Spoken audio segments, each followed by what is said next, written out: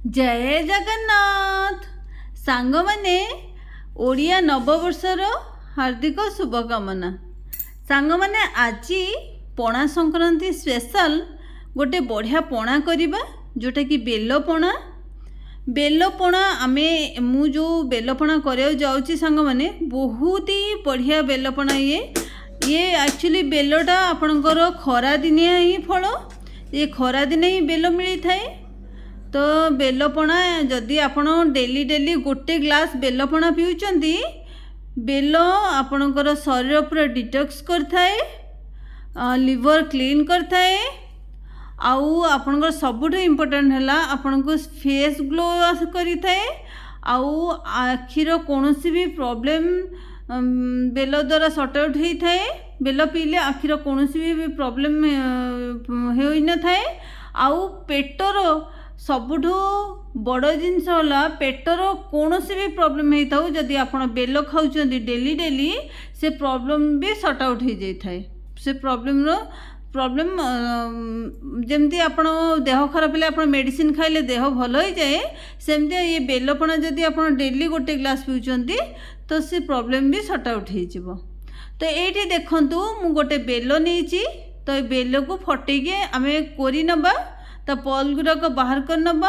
आ ये बेलर देखूँ एमती जो आसूचे अठा टाइप सेटा को आप जेमिति हेले नेबे ताकू बिल्कुल भी छाड़बेनी से ही बहुत ही बढ़िया जमती आपणकर अमृत संजीवनी से टाइप तो से आपण सबु जिनस बेल को एमती कोरी नेबे भल से कोरी नेबे कोरिकी गोटे बाउल नहीं जीवे ता पूर्वर बेल को बहुत ही भल भाव धोई देथिबे कहीं आम एमती हाथ में धरिकी ताकू कोरिबा।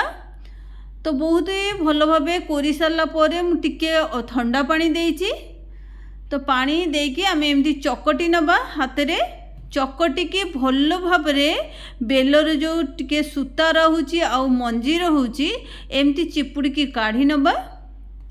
तो एमती सांग माने बेल डायबिटीज पे बहुत ही भल रामबाण कहया गले आउ बेल को बेलरे मीठा अंश थाए फिर भी डायबिटीज पे बहुत ही भल।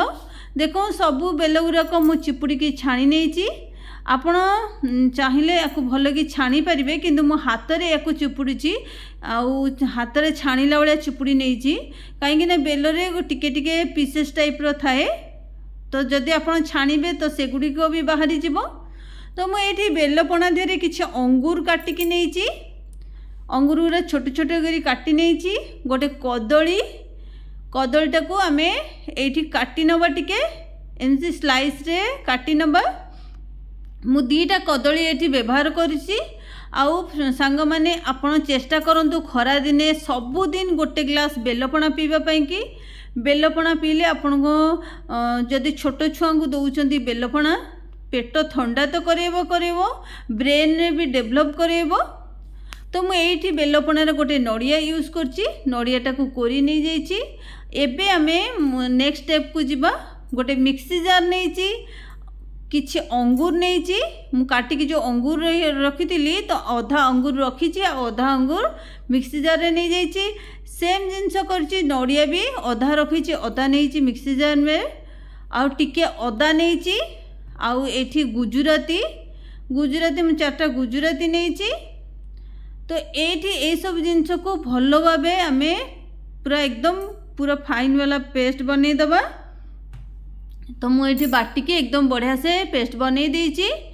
तो ये तापरे आम आउ गोटे कदली रखी तो ये कदलीटा को भल से हाथ में चकटी नबा।